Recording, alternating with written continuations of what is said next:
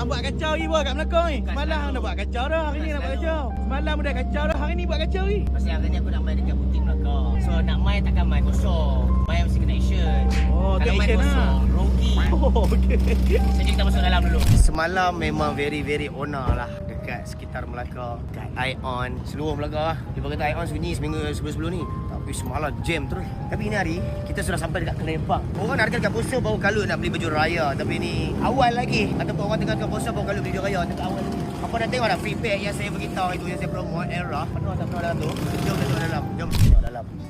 Ramai. Sebab apa? Sebab kita sekarang ni untuk Era Melaka tengah buat promosi RM79 untuk baju Melayu Era. Dan kita ada yang baru, yang Daytona pun ada. Tapi untuk yang Daytona tu harga dia normal price lah. Tapi untuk promotion dan tahun lepas, tahun-tahun sebelum ni mesti murah. Betul? So boleh shoot kat Era Melaka. Kita bagi staff report tak relax, tak rehat. Dan jangan lupa 5, 6, 7, 8 kita akan ada event Food and Drink Festival X Elora yang berlangsung di Masjid Selat Bawah Barisan.